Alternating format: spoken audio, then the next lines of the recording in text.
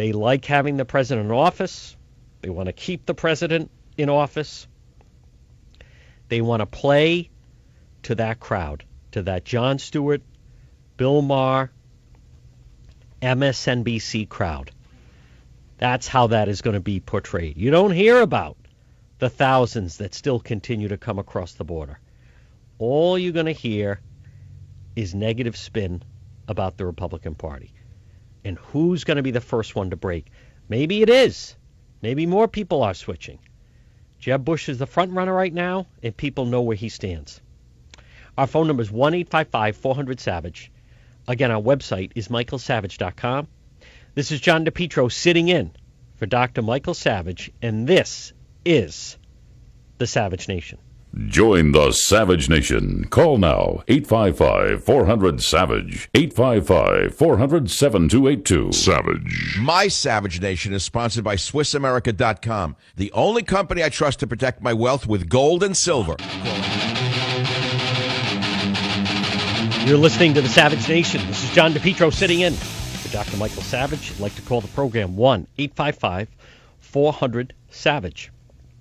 Let's go to Joe on line 5 is listening on WMAL in Washington, D.C. Joe, you're up on the Savage Nation. Hello, Joe. John, thanks for taking the call. I'm at 2 points if I can. Go ahead. The first is that the Marine Corps, like all 4 branches of the service, when they give you a backpack to go on a mission, okay, they do not pack that backpack full of superfluous garbage. It's stuff you need to achieve success in the mission. If anybody has ever noticed the most iconic military picture, actually photograph, ever taken, I think we would all agree is the Iwo Jima photograph, okay? That's right. If you've ever looked at the terrain of Iwo Jima, it's extremely mountainous. There was climbing and hiking uphill with backpacks on. So that is a part particularly of the Marine Corps' mission. And so for us to turn around and say, go ahead, for us to say to a second lieutenant, a commissioned second lieutenant leading a platoon, on an assault, that, well, I guess you can't lead the assault, second lieutenant, because you can't climb, you can't scale this building or the side of this cliff. Yep. It's just insane. Joe, should we lower the standards in any way? I'm sorry? Should we lower the standards in any way? Why should we? 25 years ago, I'm in the doctor's office waiting on the delivery of my first daughter, okay, or at the hospital. I'm reading a Time magazine article. They had turned around and done an efficiency test, the Army did, on carrying stretchers. They call them litters. Right, but so just it's a yes or no, Joe. Yes or no. Should we lower the standards? Should never lower the Okay. All right. Let me go to Eric on line 3. He's listening on WSBA in Pennsylvania. Eric, you're up on the Savage Nation. Hello, Eric. Hey, Joe. John, go right ahead, Eric. I'm sorry, John. I was a combat engineer with the Marine Corps, and I served with a handful of females in the Marine Corps. And what it boils down to is when the Marines go out on a deployment for a long period of time, especially the infantry, they go out and they're out on their own for long, like 7 or 8, 9 months. And the main problem, because I saw this happen in Afghanistan, was with these females, it was a hygiene issue, Forget about they can't physically do what a male Marine can do. Some of them can. But when you put them out on their own with no supplies, no showers, and we're going to talk about it more. You're listening to the Savage Nation. John DePetro sitting in for Dr. Michael Savage. Remember, our website is michaelsavage.com. Join the Savage Nation. Call now, 855-400-SAVAGE, 855-400-7282. Savage.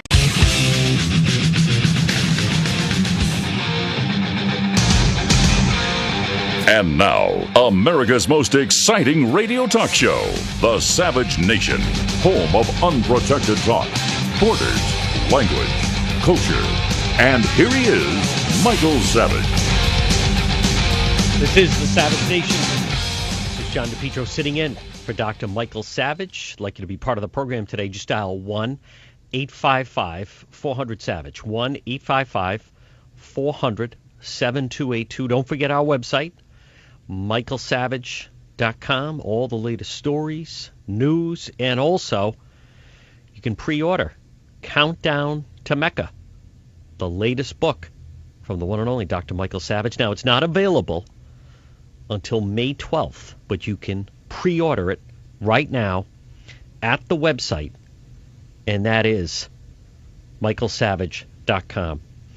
You know, we're always hearing about standards, whether it be standards in education, in different elements, different careers, different types of occupations. And right now, this story in the Washington Times, and the story also appears on michaelsavage.com, pressure grows on Marines to consider lowering combat standards for women. Should we lower combat standards for women? It seems to have come down to one test. Very demanding upper body strength, 25-foot rope, full of gear. 29 women tried it. Well, only 4 made it through the first day, but they were 0 for 29 apparently on that test. What do you think? Let's go to line 2, and that is Cheryl Ann, who's listening in Dallas on WBAP. Cheryl Ann, you're up first this hour on the Savage Nation. Hello, Cheryl Ann. Hi, John. How are you? Very well. Go right ahead, Cheryl Ann. Well, you were talking about immigration earlier. Is that still okay? Yeah, go right ahead.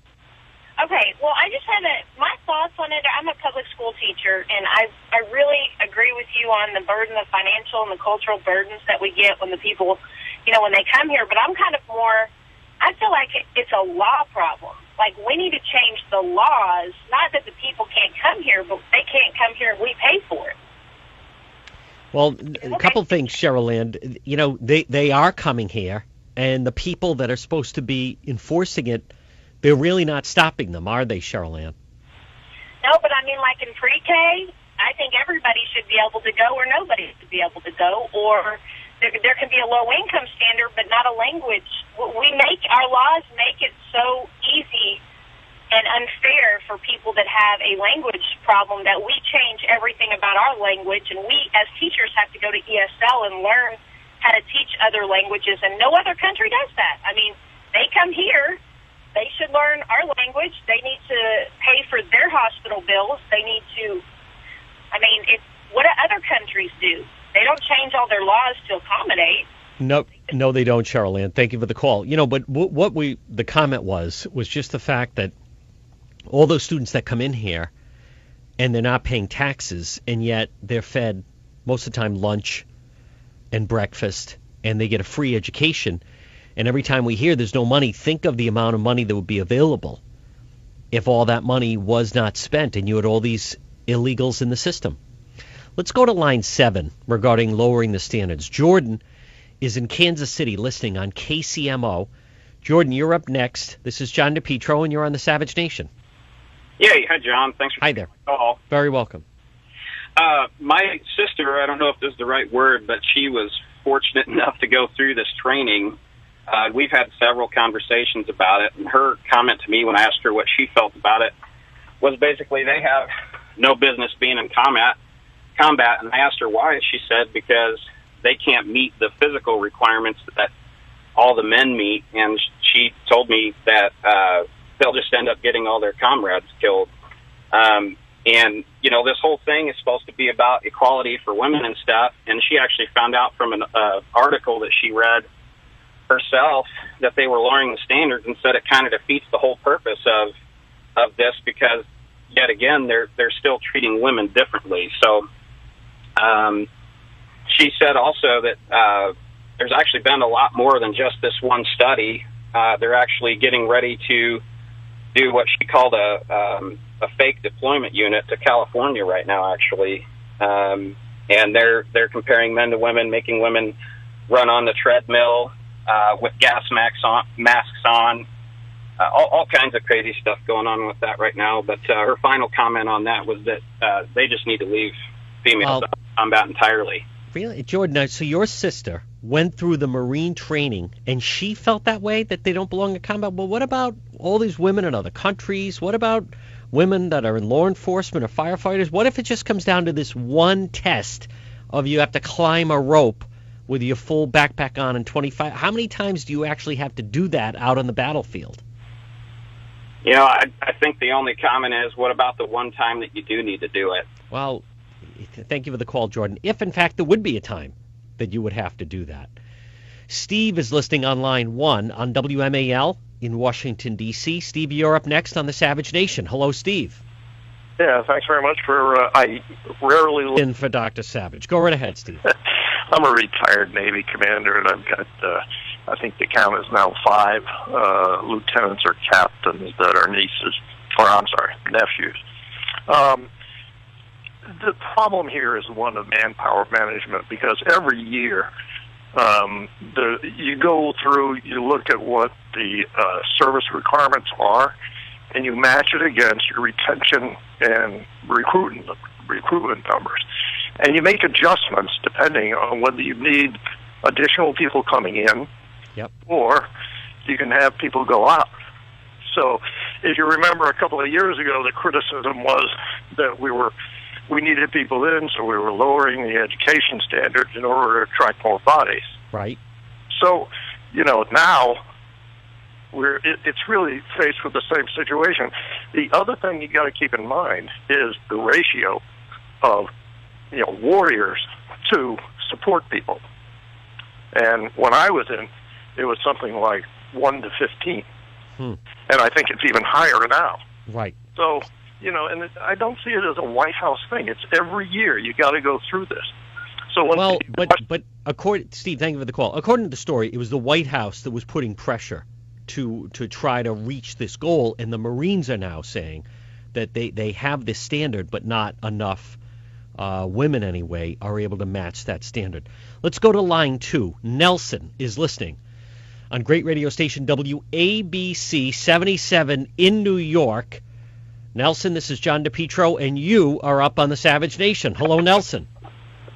Hello. Hi. I'm calling from New York City, WABC. So basically I had a comment about immigration. Yes, sir. I heard the T-shirt that she just said something about how illegals are actually benefiting from the taxes, the Americans are paying. That is absolutely correct. Yeah, what I wanted to say is that I think there's a mistake there. It's a misunderstanding about, how the contribution goes, because people that immigrate legally, with resident cards or work permits, they actually are contributing and they're paying their taxes. No, they are not. No, Nelson, the number that are coming legally is very, very small. Yeah, I'm saying, those that are assigned a Social Security number, most of them are paying taxes because they have jobs and they do the deductions automatically. But Nelson, what percentage is that compared to the real number of people that are coming in here and getting everything for free illegally? Yeah, that's where I think it's a misassumption, because actually if the person doesn't have a Social Security number, how can they actually receive any public benefit? Many places it's not required. How many illegals are in the New York City school system? How many illegals go to the hospitals in your area? How many illegals are on welfare and they're not even supposed to be here, and they're not even paying taxes? Well, probably because of the school system, they do receive some sort of benefit. But however, their parents are actually, contributing in working for Americans that are actually paying taxes. But they're not paying actual taxes, Nelson. See, you seem to go along with this. Am I right? You sound like a sympathizer. That's the way you sound to me. No, I'm not saying I'm sympathizing, but I also, I don't know if you remember back then when George W. Bush was... I remember him as president, yes. What's your question, my friend? He was actually pushing for some type of reform. Maybe not as wide open as it's happening or it's been happening. He was pushing for some sort of reform to the immigration system, and it actually was a setback because of the let's not start to blame past presidents. Now, what country are you from? No, I'm not blaming him. I'm saying he was trying to actually fix it. And well, he failed. What country are you from, Nelson? I'm Dominican. You're Dominican. Well, you got to tell your friends that the gravy train is coming to a halt. All right? We need to stop this. Thank you for the call, Nelson. Let's go to Cheryl on line 8, who's listening on WSBA in Pennsylvania. Cheryl, this is John DePetro. You're up next on Savage Nation. Hello, Cheryl. Hi, how are you, John? Very well, Cheryl. Proceed. Hey, I just wanted to say, I spent 20 years in the Army. I'm retired Army. Thank you for your service.